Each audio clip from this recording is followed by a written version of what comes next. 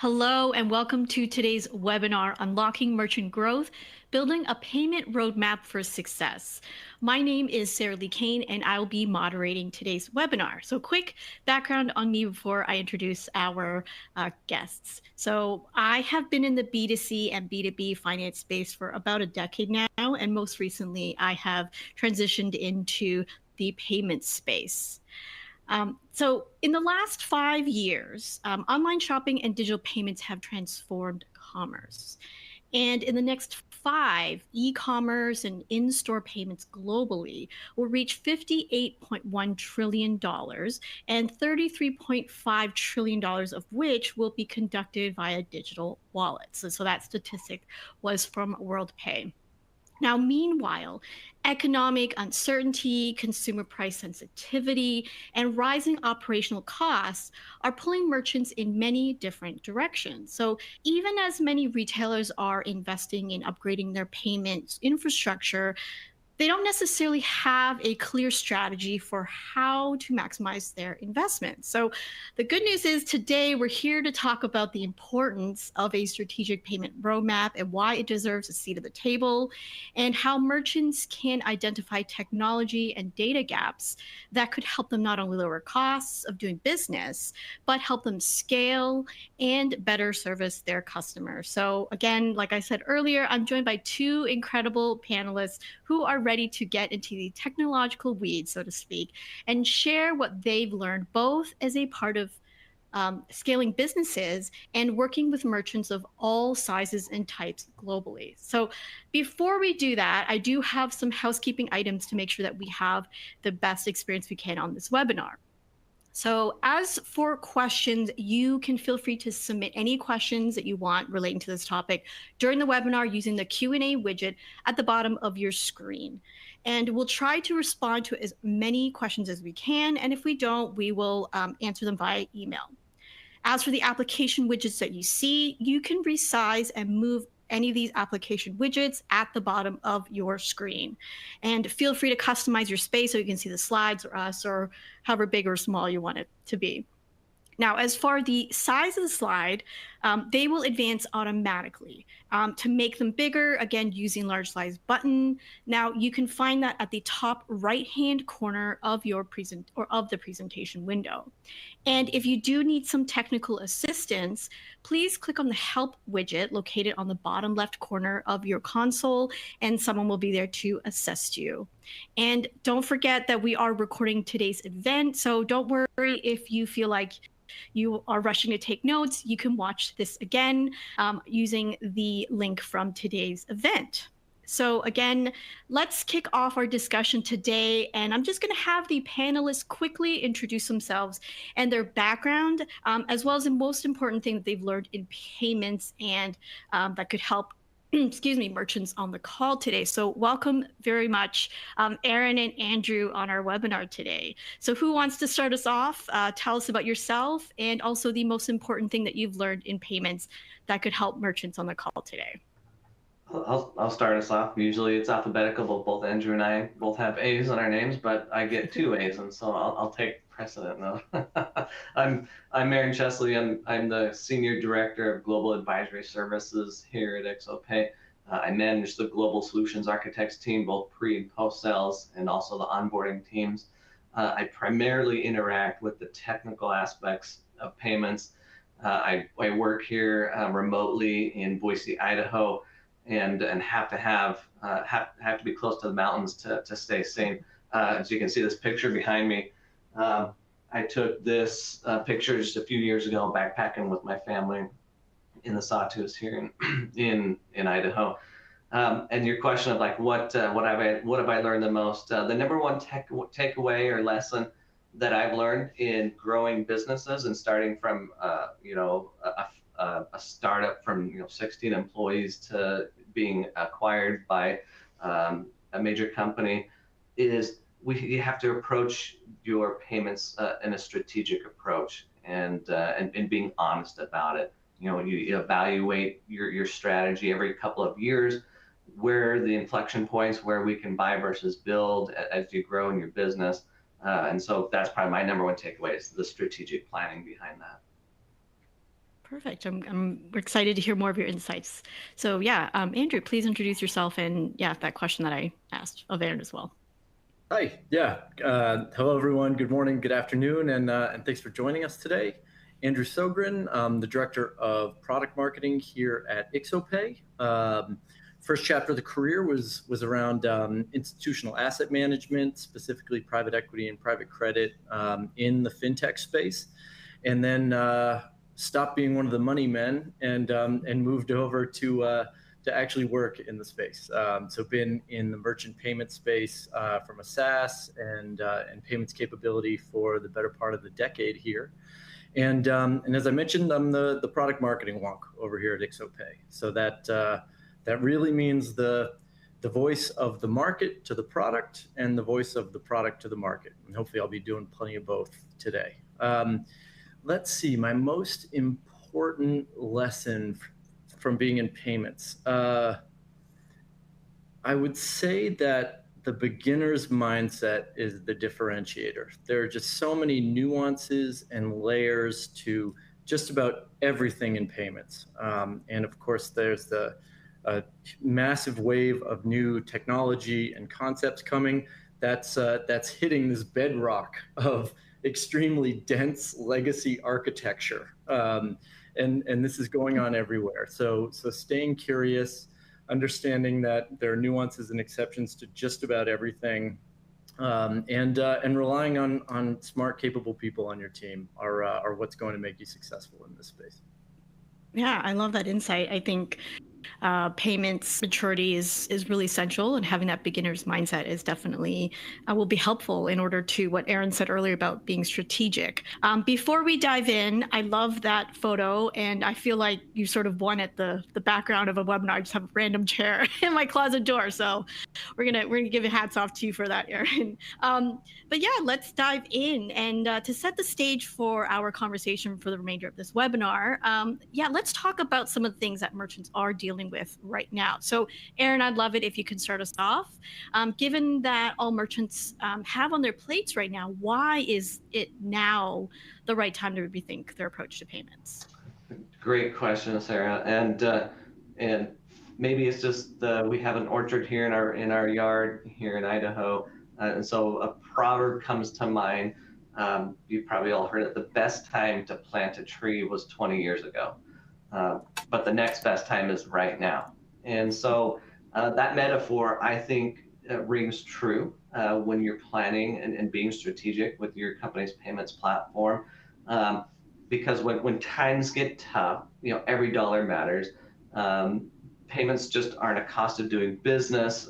They're a strategic lever that you can kind of pull back and forth to make the company better and your customer experience better. I've seen companies grow from, into, companies on a spreadsheet managing all of their payments. Their, accounts payable, accounts receivable. They spent too many hours doing the pivot tables to try to get things solved. And so you have to continually reevaluate things. For example, we had one of our global shipping operations where they were trying to manage 45 different payment service providers, globally across the world, and the manpower that it was taking to manage that number of PSPs and to look at all the different payments and to look at the currency exchange rates and manage all of that. It was so painful for them that they had to have something that was more efficient. So we helped them consolidate all of that into a single pane of glass in a year and a half, and then have all of the reporting, have that being taken care of. Right now, a lot of times, as a business, what did I go into business for? I'm selling X or I'm selling Y. I didn't really get into this business for payments, and so a lot of times they're trying to solve the X and the Y, and payments. A lot of times that's kind of gets thrown by the wayside, and they get stuck. Kind of like with a certain payment processor or acquirer, and then they're kind of like held hostage because everything is with that payment processor. And so thinking strategically, how am I going to set myself up for success in the future? As Andrew mentioned, there's a lot of different technologies that are coming out. how am I going to access my data? I think is a big thing. If I'm turning the keys over to my business, from a payments perspective, to a third party, how much access do I have? Do I get real-time information? Am I able to A and B test, the different processors? Can I forecast the costs going between the different processors, especially as you grow globally? What are my authorization rates if I'm using a domestic processor in a foreign country? Would it be better off to go to the foreign country, get a processor there, and see if the authorization rates are better, with that local processor versus the domestic? And so having that data, having those insights to be able to plan ahead, again, strategically plan. To be able to do that, we need that data, and so there's a lot of things that need to be considered, but there are ways that we can handle that. Right. So, when you talk about being strategic, it's almost sounds like in order to have access to the data, it's kind of like being proactive in terms of any KPIs or goals that a company might have, and without that data, it's uh, dare I say impossible to have some to be able to even think about these types of goals. Exactly. Yeah, exactly. And so, yeah, data. There's another saying that I've heard recently: data is the new black gold. Everybody, you have to have it. Right. Or like I was going to say American Express Platinum, but I don't know how fancy that is in everybody else's world. But yeah. All right. Well, excellent. Yeah. I mean, yeah, definitely having available data or even accurate data sounds really important. And if the tools that a company uses can't offer that, then yeah, there's definitely a lot of challenges ahead. Yeah. So Andrew, to build on some of what Aaron and I just chatted about, yeah, let's talk about a payment maturity model. And so, what is that? How can it help merchants move from a more reactive to a proactive or strategic payment strategy, just as Aaron had described? Happy to introduce the concept here. So essentially, what we think about is how are the payment stacks of our prospects and customers maturing? Um, Maybe they're growing, but they are maturing. And is that by design? Have we had an idea of how these systems are maturing within the organization? Are they keeping up with the needs of the company with some of those OKRs? Or do payments and the company's payment stack have a seat at the table when a company is determining its OKRs?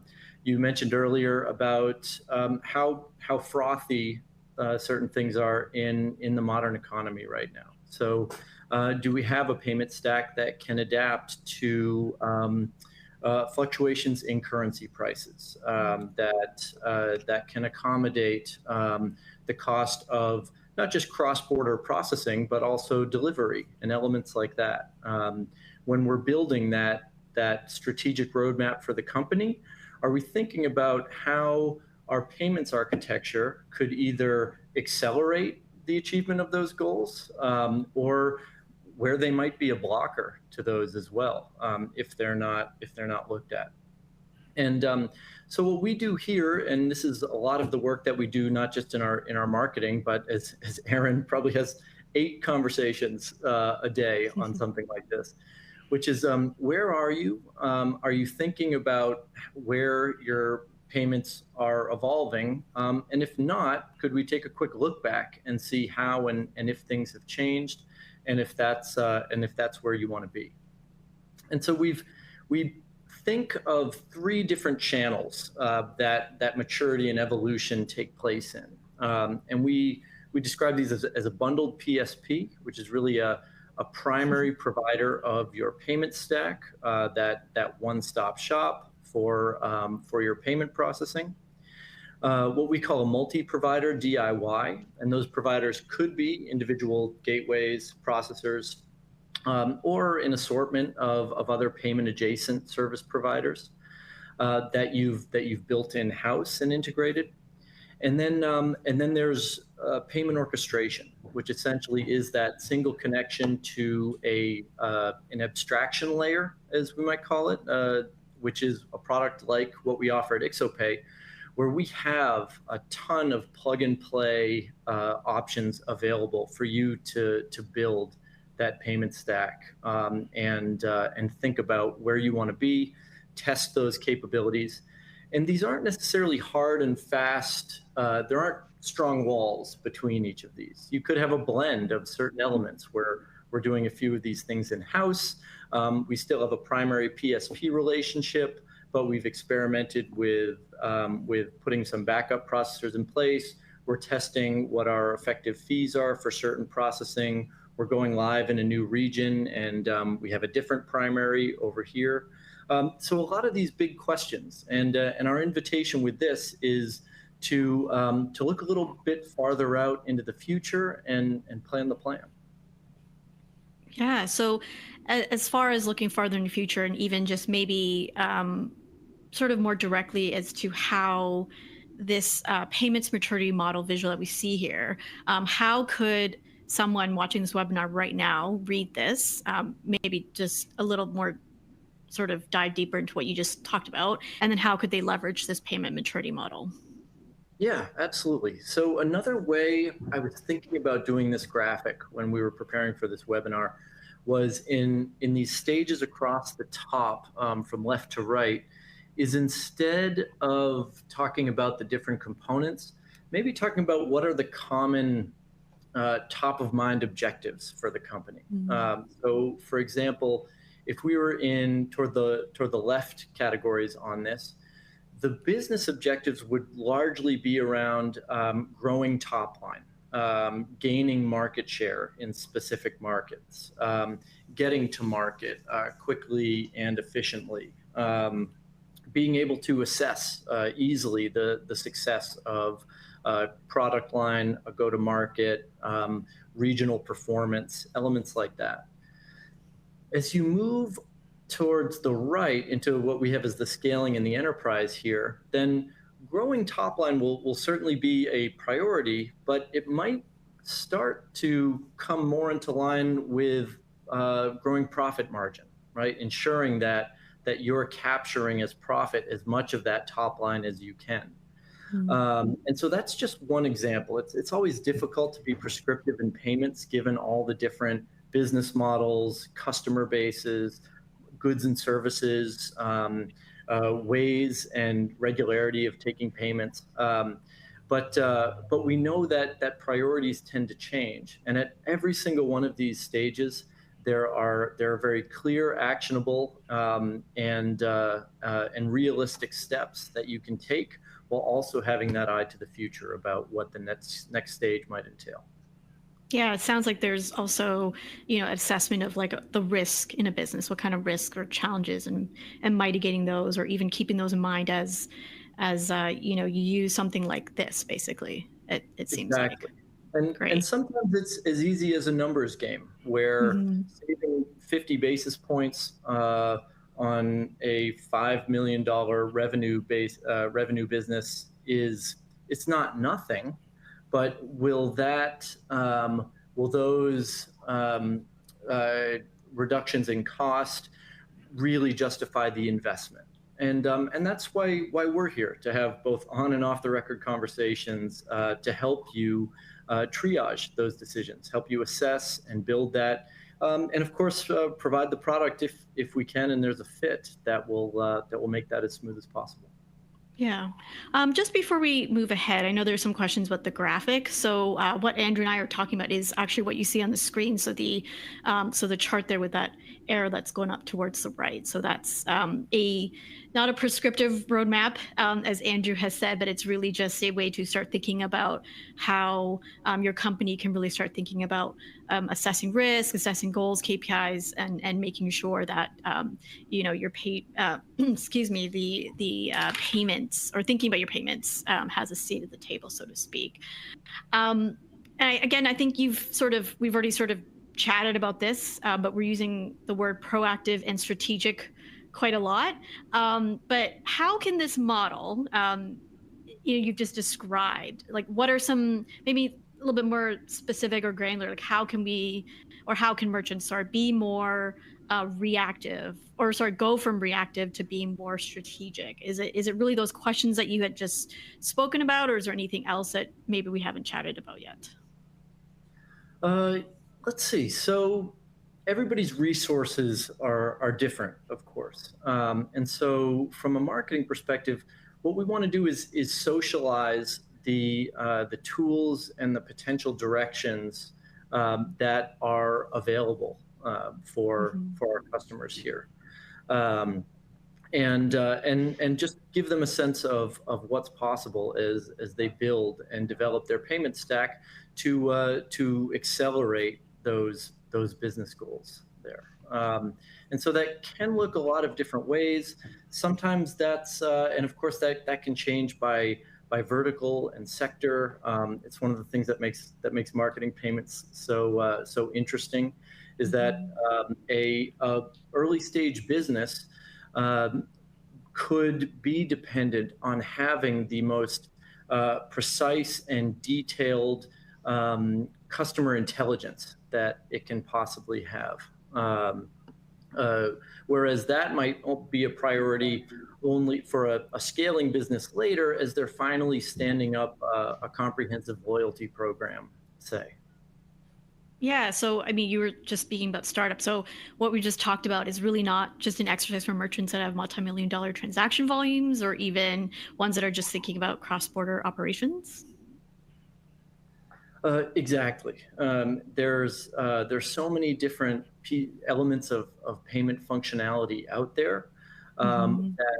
that that when we can help understand the business and see where there might be slippage, leakage within the payments apparatus from an acceptance rate standpoint, from a processing cost standpoint, from an efficient go-to-market motion in a new region or with a new product line or new customer base.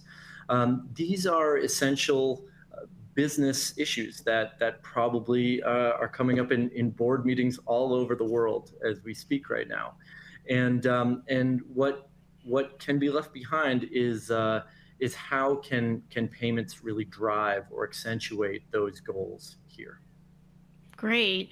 So before we get too far into the nitty gritty of payments orchestration, let's take a little bit of a step back. So, Aaron, you've been sitting there waiting patiently for me to ask you some questions. I know that you have worked at a fintech startup that scaled and eventually was acquired by a major enterprise, like you had briefly mentioned at the beginning of this webinar. I'm really curious.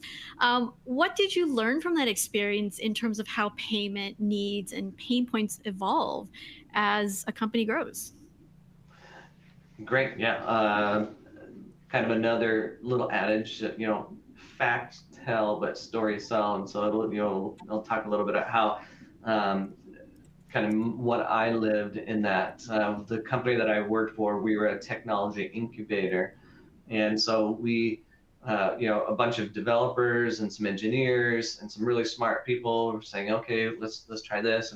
And so we had one business that started to really grow, and we thought that was great. And so as part of that business, we're like, okay, what we're going to do is we're going to create, our own payment processing gateway. We're going to create our own gateway so that this business, we're going to be paying ourselves and whatnot. And so with that, you know, when you're a tight team, I think I was number employee 16 or 17 in the business, and so you're wearing about 17 different hats in that business as well, and so you're doing a variety of different things that will keep you busy, and so we continue to grow, and there's an inflection point. It seems in businesses. I think the first inflection point we hit was like 50 employees, Yeah. where we're kind of just like, okay, like there's so much to do. We've got to be a little bit smarter. And so then we started implementing some different, I remember implementing Microsoft Dynamics, and it was before Microsoft bought it. It was Great Plains Dynamics before that. And it's like, okay, now we have an ERP. Now we can start managing accounting and and that was like head over heels better than a spreadsheet that we were using before. And so as you continue to grow and you have these inflection points, those are kind of like the strategic planning processes. You know, we would get together and say, okay, where do you guys think we're going to be in a couple of years? And so it's like, okay, if we're going to be able to get there, what do we need to do internally? And so, you know, the infrastructure, the processes, the tools that we're using, each one of those we would evaluate. We kind of the next inflection point is like 150 employees. We're like, okay, like this processor that we've created. I mean, we're a bunch of like tech geeks, and you know, we can do this ourselves, and you know, definitely a little bit of pride involved in there. Uh, we got to that inflection point, like, you know what, like our core business isn't payment processing. You know, our core business is selling, you know, this marketplace that we created. Um, and so would it make, you know, does it make sense that we keep maintaining and putting resources into these other different tools and process that we've created? And so as we evaluated that, you know, as you grow, that's part of that evaluation. All right, we were, you know, primarily US, we're moving into the EU, quite a bit into South America, um, and we're running into hurdles. Like, okay, well, like, you know, this just things are different in the different places. You know, the data residency and the 3DS requirements, and we hadn't built that out. You know, being primarily the US.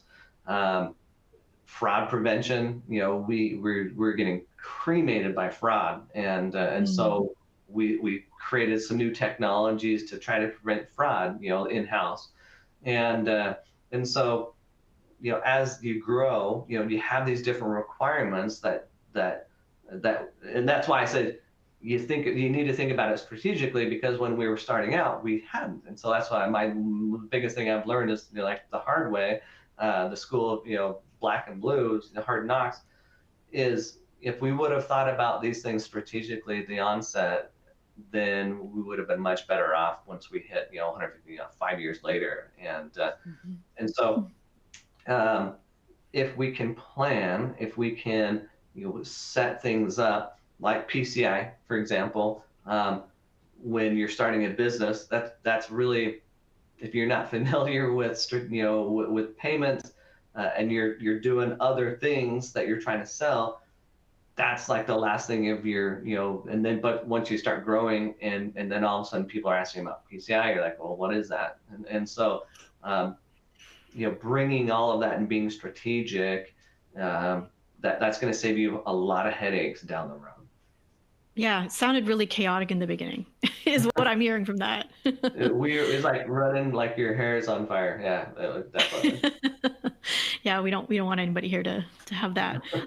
Yeah, definitely chaotic, and it also sounds like a lot of sort of like administrative and manual work aside from thinking about the strategy is also what I Yeah, it heard was. from that You know, story. and Yeah. that's, you know, you know, and then we started evaluating, like, okay, where are we going to be at? Check the pride at the door. Okay, Hmm. I think we're going to be better off if we buy this service versus just keep maintaining it ourselves. So yeah, definitely buy versus build questions. Yeah. So Andrew, I'd like to hear, you know, from what you've heard about Aaron's story is, um, you know, your role at IXOPAY and really what you help clients with. You know, is this a similar story that you've heard, or sort of what, you know, what would you like to add from what Aaron has shared about his story? Absolutely resonate with speaking with individuals and teams coming from all levels of sophistication, coming from that lean startup model that Aaron just painted so vividly. There's it's understandable that there's some education around PCI requirements, especially as merchants or service providers are moving up from a level 3, just filling out a SAC A, into the scrutiny that comes with level 2 and especially level 1, or of course the payment volume associated with a level 1 service provider is much lower than for a merchant. So if you're looking down the barrel at a SAC D for the first time as a service provider, it's a lot. And so PCI is a great intro to, if not the most glamorous, of what's possible in payments.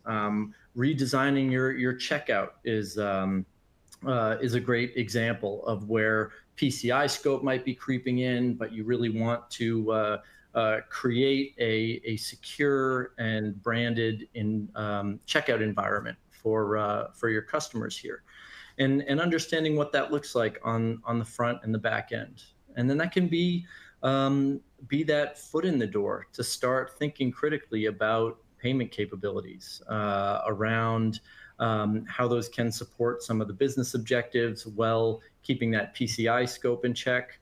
Aaron mentioned some of the regulatory and compliance surprises that can be hiding behind corners as your business is growing and scaling, especially internationally. And that's what a payments maturity roadmap can help prepare you for, and of course a product that's versatile and responsive, so that you're not stuck feeling like there are a lot of sunk costs associated with the investments that you made yesterday, as you have an eye toward the coming 4 quarters or decade. Yeah, and for those wondering, we will get a little bit deeper into sort of a case study as to what Aaron and Andrew have talked about so far. But before we do that, both of you have brought up a great point, and I think one that has come up in the last about 30 minutes or so is the idea about data-driven decision making and how it could be help companies or merchants be more strategic. So Aaron, how did client demand for more customer transaction data across these tokenized transactions become a new product for you? Great question. And again, kind of like we were talking about before, like data is key. And I was in, we got invited to Microsoft last week to visit their Mountain View campus where they have their AI headquarters, and going into this meeting, my definition of AI was like this glorified search engine, and you can ask it questions, and I've done it. I've used AI to, manipulate a ton of different spreadsheets, and that's about it. And that was my approach into AI coming out of that Microsoft AI Summit. There's going to be a lot of changes. I talked to my wife when I came home. I said, the paradigm shift that's going to take place when people realize what AI can do, it's going to be so big that it was like before. I'm old, and so I remember before the internet compared to after the internet, and so I think that's going to be how big this paradigm shift is going to be with AI and what people are doing with it. Back to your question, data. We have to have data to feed those models. We have to have data to have, the information for the AI to utilize, and how that drives, different products or what the needs are for a business. We had one of the major kind of the 3-letter sports entities within here in the United States. They're one of our customers, and they're kind of like pressing the barriers, like, okay, we want this or we want that. They had a great loyalty program that was primarily just like online, but they were taking orders, from concession stands at the different stadiums. They were taking, orders, via Apple Pay or wallet, different wallet orders. They would do, ticketing, variety of different avenues and venues for the ticketing. So they had the channel ingress points for, capturing the funds. It was pretty broad, and they were only kind of capturing just one of those channels to feed into their loyalty program. So what we worked with them was some of this technology that the card brands have created. It's called a network token. And at the root of that network token is a defined one-to-one relationship, and they call it a payment account reference, or a PAR. I don't know if you know, that's kind of like the what everyone refers it to as a PAR. And what that PAR can do is, when you're purchasing on Apple Pay, or you're using a point of sale terminal, or you're using recurring billing, a lot of times though they're using a token, or they're using a separate entity or a representation of that credit card. And so for these guys, as they were receiving these payments, they couldn't tie all of these these payments into that single loyalty program member's account. And so with that PAR service, that payment account reference number, if they're doing it from a point of sale, if they're doing it from the credit card, if they're doing it from their wallet, if they're doing it from, all of these channels, they can use this PAR service to then pull that information and then tie that data to a single customer.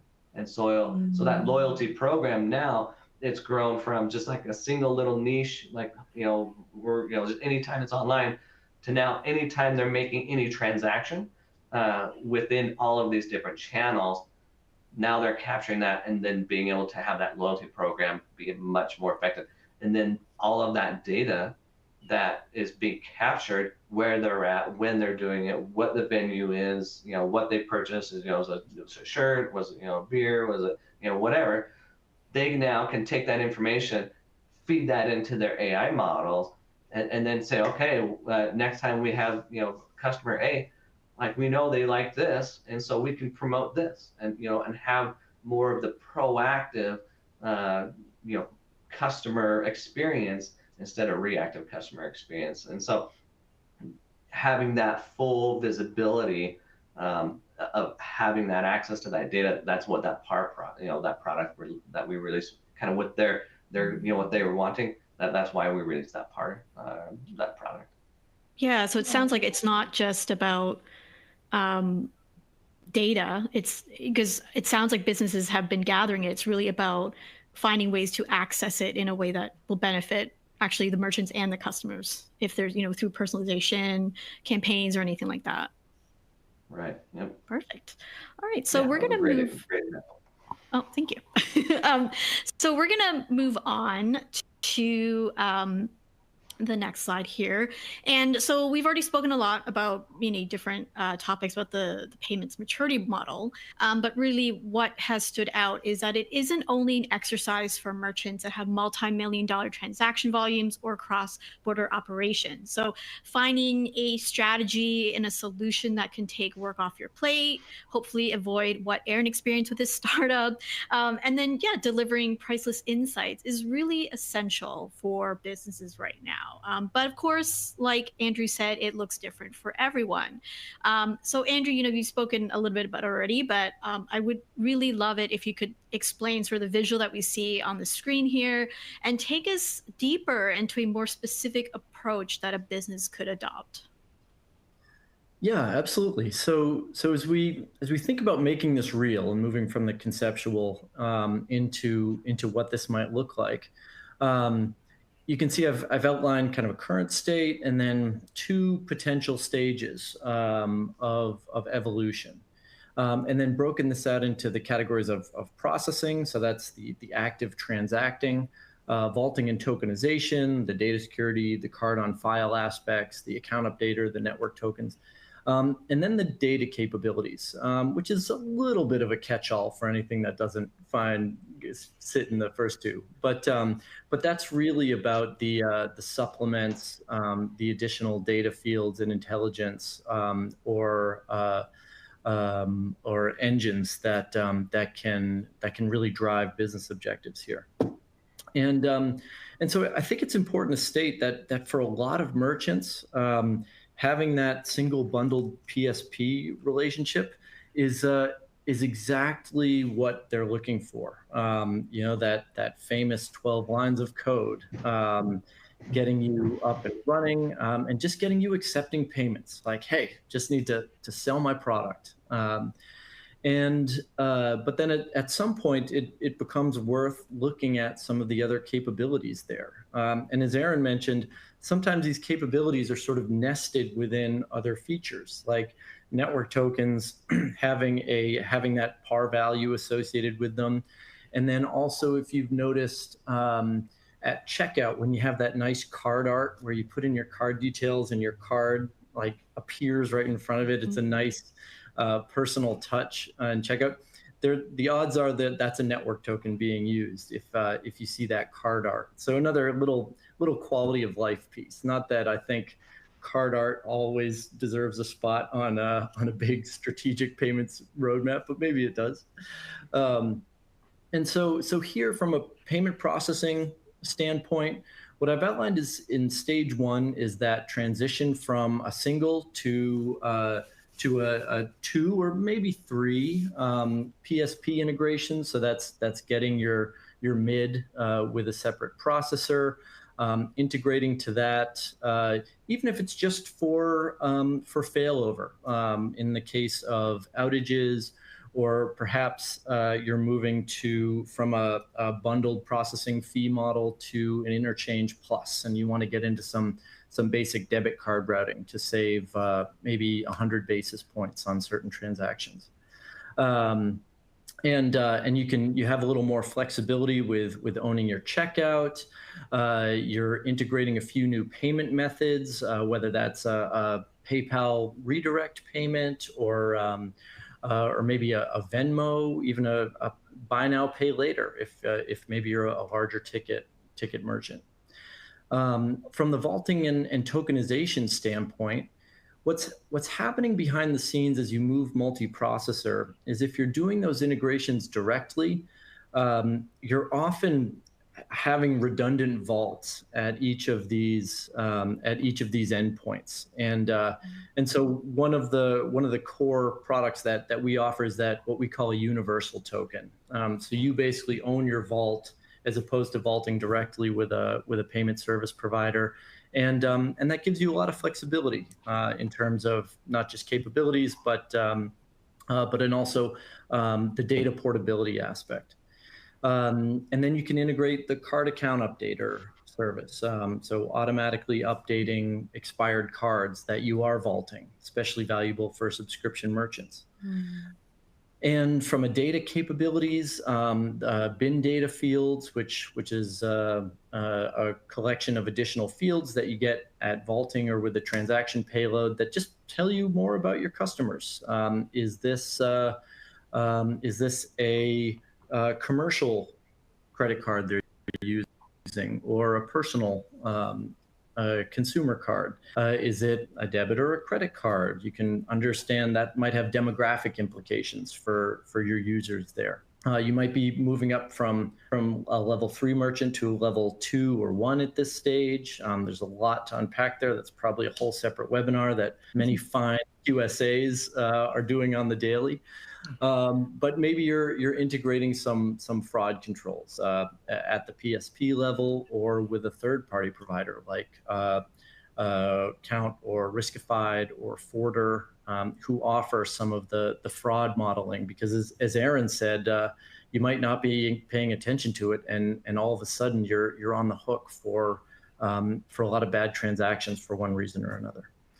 So I've been indexing heavily, going bullet point. I always try not to actually just go line by line and read bullet points, but I hope this is giving a sense of the categories you can think about payments in, and then where that evolution will take place. I won't do the same thing with stage 2, but what's the next version of that?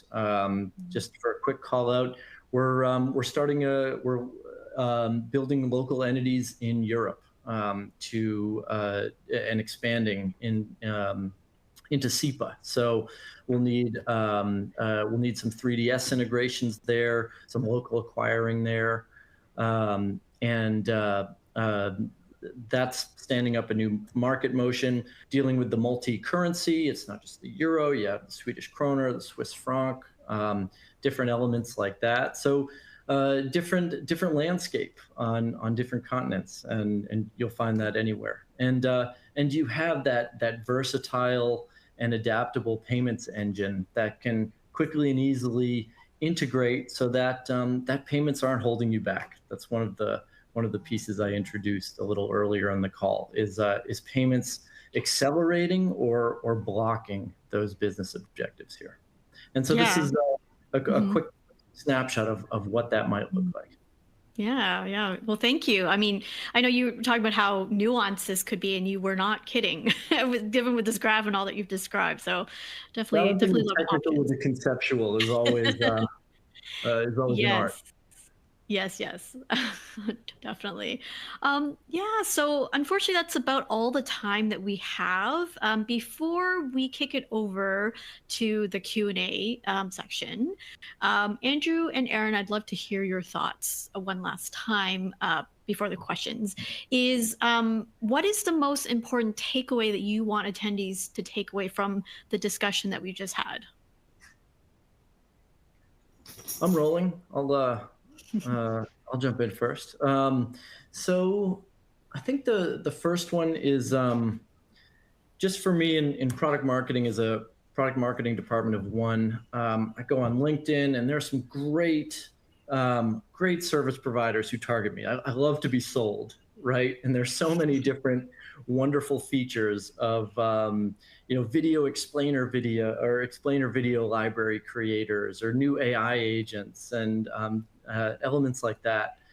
And but of course I have to balance that with 24 hours in a day and the resources that I have. And so so my invitation would be uh, to spend some time to understand what's out there. Again, Aaron and I love just having these conversations, whether there's any product fit. Promise we won't, bounce you into the funnel immediately. But to make those sticky notes, and when there is something that's eye turning or that turns your head a little bit, to just plant the seed, to save that. If you're like me, you take a list of all these features that even if it's a not right now, I try to think about, okay, then when might this fit in, and to make that real, and to make sure payments have a seat at the table with in your next business planning meeting. Great. Aaron, any final thoughts? I really hope either, they screenshotted that payment maturity slide that's being presented right now, or like they'll download the slides after this. When Andrew and I we were working on this, I remember thinking, it's like, wow, like if I would have had this slide, 20 years ago when I started into, SaaS and payments, like this would have, it's a great little roadmap. Like Andrew was saying, it's pretty general, but now that I've lived a life, after 20 years or more with regards to payments, like this is exactly, like, it's a great little model to say, okay, where am I now? Where am I going to be? What are some of the ideas or things, services that it's going to be beneficial for me? So definitely take advantage of that little nugget. I think that was, that's probably like 50 years worth of life that's been kind of distilled into a single little model on the illustration, which I think Andrew did a great job with.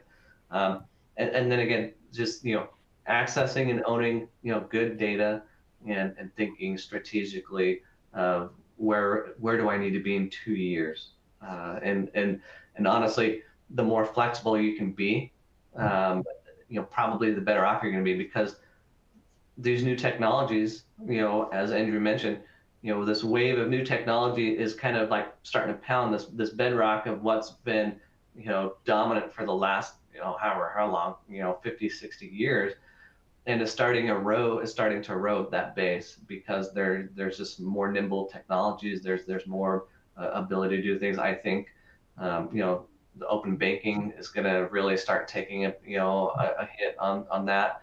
The With the card brand model, I think buy now pay later, we can already see some of those new technologies that are, they're just kind of eroding some of that what was standard before. People are tired of paying all of the fees, and so we're trying to figure out ways. And so if you have some flexibility, or you're owning your own business and you own your own data, you're not, I think Andrew mentioned before, kind of like beholden to a single processor where they're running your whole entire thing. If you have some flexibility of that, I think you'll be better off in the long run.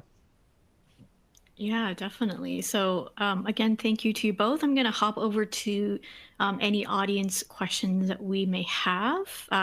So, what I'll do is I'll just read them out, and then Aaron or Andrew, either of you can step in first, enter at the same time, however you want to do it. All right. So, let's see. Okay. So, what emerging payment types do you expect to gain the most traction in the next 5 years? And then I know you've mentioned it a little bit, but maybe see if we can get more specific with the answer is, yeah, based on that, what's the best way for merchants to make sure that they can evolve with customer preferences?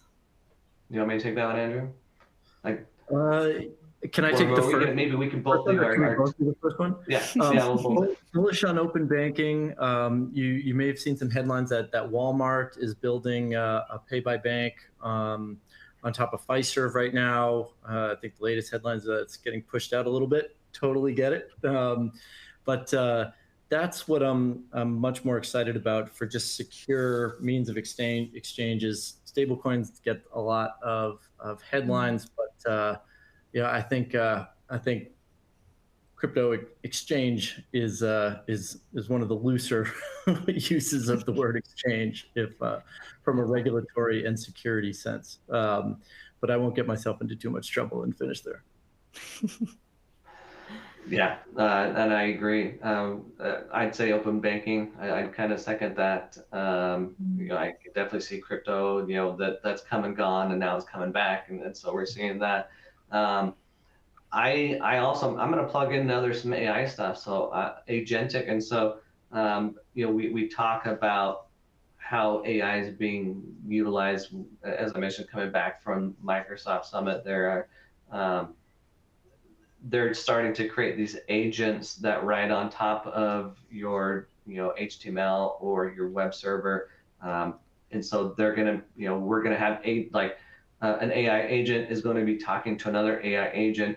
Instead of you asking questions of getting information, you'll be saying, hey, I need a new shirt, and the AI is going to then take that instruction and then go buy a shirt for you. It's going to see your Jimmy Buffett based search history and exactly.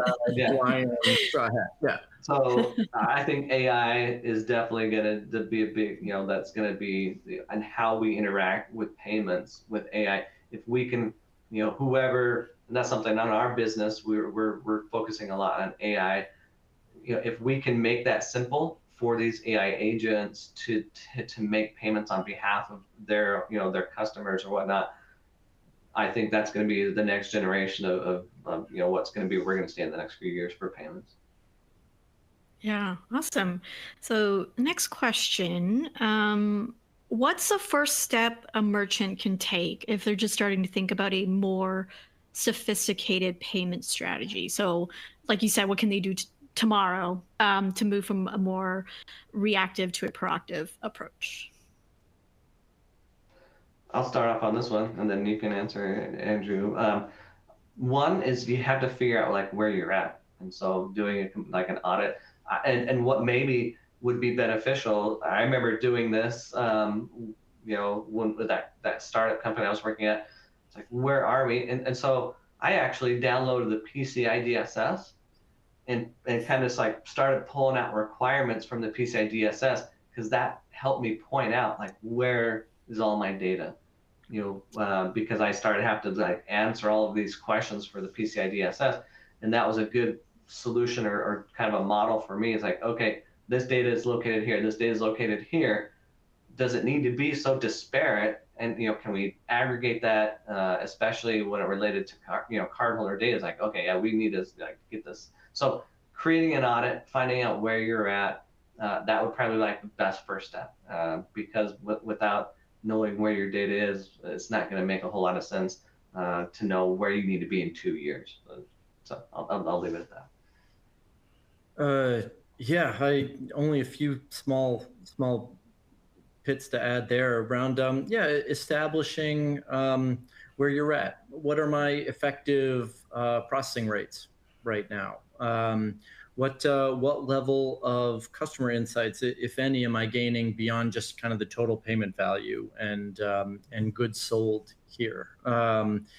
It could be as simple as, what am I paying? Do I have card account updater services? What am I paying for some of these supplemental services? And then reaching out to talk about what the low hanging fruit are, both from a low resource, high reward perspective, and then think about some of the value adds. Work with experts, and people who are open to these conversations. Yeah, I mean, working with experts, not to try to, I mean, I am plugging your product a little bit, or you guys a little bit, but really it's about things feel like they're moving so fast, or they are moving so fast that you almost have to rely on experts who are into the weeds of this stuff, like both of you are, whatever that may be. So yeah, thank you. So I think that's a good note to end on, because we're almost out of time. So if any of you have any additional questions, please feel free to contact IXOPAY. We'll leave a little QR code at the end there as well. Again, yep, there it is. So again, thank you so much for both of your insights, Aaron and Andrew. Liked looking at the photo. I'm gonna think about the Jimmy Buffett T-shirt. Maybe next time I order one, I'll think of you guys. Aaron's got Paradise written all over him. Yeah. Jimmy, rest in peace. Yeah. And yeah, both of your insights today about payments maturity and how merchants can evolve was really informative. I definitely personally learned a lot. So again, as we end our time together, I just thought maybe it'd be a good idea to sort of look at some of the high points of our discussion today. And again, you can also watch this on demand, but yeah, let's go over some of the high bullet points of what we talked about today. So again, payments are no longer just a cost center. They are a strategic asset and deserve a seat at the table. All right. It deserves a lot of thinking in terms of your KPIs and your business objectives and how that could play it. And retailers that treat payments as a lever for growth can improve customer experience, reduce costs, as well as unlock valuable business intelligence. So we talked a little bit about the visibility and centralized data. A payment maturity model helps you assess where you are and where you can go. So whether you're just getting started or you're dealing with more complex global integrations, the model provides a roadmap to move from reactive to proactive. So orchestration, we talked a little bit about that as well. It can turn payments into a unified system across all regions, channels, and platforms, whatever your business may be using. Also, some of the other benefits is that it can simplify your back-end operations, right? Not as chaotic as maybe stereotypical startups can experience. It can reduce vendor lock-in, gives you real-time visibility into different metrics like chargebacks, authorization rates, and decline. We touched upon briefly about this, but legacy infrastructure ultimately can really create some hidden costs and a lot of missed opportunities. For example, excuse me, some of the loyalty programs that Aaron talked about. Not only does it create these hidden costs and missed opportunities, it doesn't, you're not taking advantage of sort of emerging technology or data tracking solutions like Power, smarter loyalty and marketing. And finally, to get from more reactive to proactive, you really want to identify first where you're at and what you want your payments ecosystem to do for you. Then you can take the next step. So that could be auditing your stack again. It could be adding more modular technologies or exploring orchestration platforms. Again, thank you to everyone who tuned in today. If you need to contact IXOPAY or you have any additional questions about what we chatted on this webinar, please feel free to use that QR code that you see on the screen. And thank you again, Aaron and Andrew, for leading this discussion with me today. And again, I know I've said it a million times, but just in case, today's webinar will be on demand. So again, thank you everyone tuning in today. And yeah, thanks for watching. Thanks, Sarah. Thank you, Thanks, everyone. Thank you. Thanks so much.